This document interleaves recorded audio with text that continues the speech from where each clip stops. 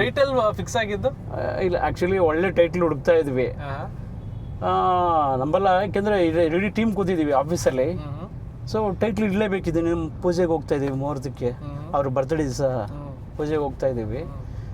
ಹಿಂಗೆ ಕೂತಿದ್ದೀವಿ. ಯಾವುದೋ ಇನ್ನೂ ದಿನ ಒಬ್ಬ ಅಭಿಮಾನಿ ಬಂದು ಅವರು ಗಿಲ್ಲಿ ಫೋಟೋ ಹಾಕ್ಬಿಟ್ಟು ಅಲ್ಲಿ ಪಳಾರ್ ಗಿಲ್ಲಿ ಅಂತ ಬರೆದ್ಬಿಟ್ಟು ಕೊಟ್ಟೋಗಿದ್ದಾನೆ ಗಿಫ್ಟು. ಇಲ್ಲಿ ಅವ್ರಿಗೆ ಐಡಿಯಾ ಬಂತದ್ದು, ಸರ್ ಪಳಾರ್ ಅಂತ ಯಾಕೆ ಇಡಬಾರ್ದು ಅಂತ. ಸೊ ಓಕೆ, ಇದು ತುಂಬ ಆಗಲೇ ಓಡಾಡ್ತಿದೆ. ಇಲ್ಲ, ಪಳಾರ್ ಅಂದರೆ ಪಳಾರ್ ನನ್ನ ಮಗ ಅಂದರೆ ಭಾಳ ಕಿಲಾಡಿ. ಹೇಳ್ತಾರೆ ಒಂದೇ ಪ್ರಶ್ನೆ ಸರ್, ಹೀರೋಯಿನ್ ಯಾರು ಅಂತ. ಆಮೇಲೆ ನಿಮ್ಗೆ ಅಲ್ಲೂ ಕೂಡ ಸಿಕ್ಕಾಪಟ್ಟೆ ಪ್ರಶ್ನೆ ಬಂತು. ಸೊ ಹೀರೋಯಿನ್ ಸೆಲೆಕ್ಷನ್ ಆಗಿದೆ, ಇನ್ನು ಪೆಂಡಿಂಗ್ ಅಲ್ಲಿ ಇಟ್ಟಿದ್ದೀರಾ ಸರ್? ಒಂದು ನ್ಯೂ ಕಮರ್ಸ್ ಹೀರೋಯಿನ್ಗೆ ಹೋಗ್ತಾ ಇದ್ದೀವಿ.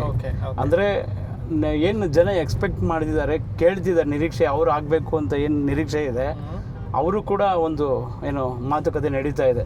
ಸೊ ಅವ್ರ ಜೊತೆ ಒಂದ್ಸಲಿ ಮೀಟಿಂಗ್ ಇದೆ, ಲೈಕ್ ಏನು ಕಾವ್ಯ ಅವ್ರ ಜೊತೆ. ಅಡ ಇಟ್ಟಿರೋ ನಿಮ್ಮ ಚಿನ್ನವನ್ನ ತಕ್ಷಣ ಬಿಡಿಸ್ಬೇಕಾ?